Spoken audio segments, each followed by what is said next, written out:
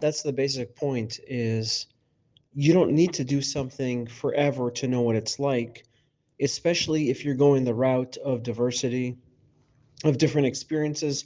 You're putting yourself in various scenarios and whatnot. Because after a while, it's just like life. The default is, you wake up, you go to work, you come home, you watch TV, you go to sleep, right?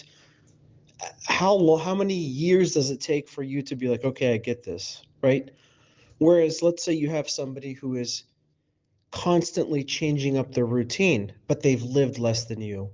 Well, you could argue very strongly that that person is much more knowledgeable of that situation. Um, so yeah, you do get into what a quote unquote pissing contest at times. I don't mention this as it affects me because if it really affected me, I would stop posting my content, right? These are just discussion pieces. Younger guys in their 20s, I start chatting to them about social media and YouTube, and they're totally blown away. And one of the guys, especially, is shocked that I'm a licensed electrician. He's like, "Holy crap! What are the odds? Like, I'm going to be taking my exam to get into the apprenticeship. Like, he's taking that exact same test that I took back in 2014 to get into the apprenticeship. Just buck wild, man. It's like, what are the odds?" And there was another young guy, an 18-year-old, who's just got into college here in Chicago. He's actually from LA. I'm telling them these stories, and they're just like mind blown. I guess in a way for me, I'm desensitized to the extreme, but by telling other people and seeing their reactions, I can reflect upon like what in the f sham. You know what I mean?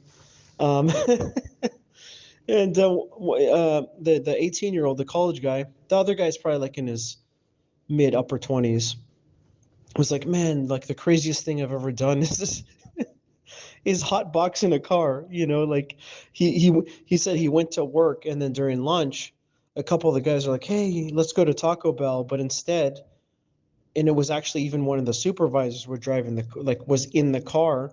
They just started smoking weed and hotboxing, and like he wasn't used to it that when he went back to work, he was just like totally out of it. He's like, man, I was panicking. I looked all like paranoid, but I didn't realize it until the other people started mentioning it. He's like, yeah, I was putting my hands over my head and kind of like ducking, which is a funny sight. I mean, marijuana, been there, done that. Not that extreme, but I can totally, understand. So for him, that was like the most extreme scenario in his life. And here I am talking about freaking, you know, camping in various spots and hopping trains and exploring abandoned buildings and being to 40 states. So it just puts things in perspective.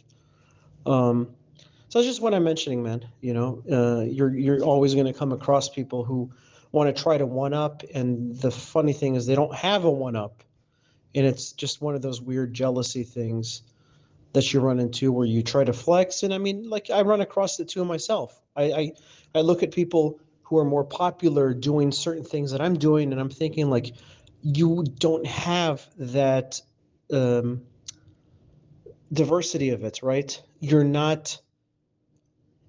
just don't have those experiences, and it's a big source of pride as well.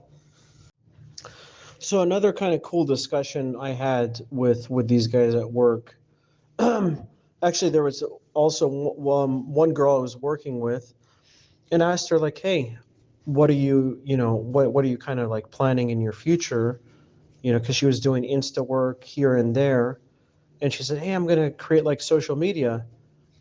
I'm like, "Okay, cool." Like I do, I do social media on the side. It's a fun hobby, um, but you know, you need to probably have like a niche. You need to choose something that's pretty unique.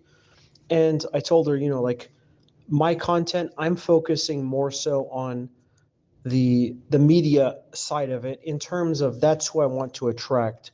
I want to be attracting people who are like doing podcasts and movies and books and news and stuff like that.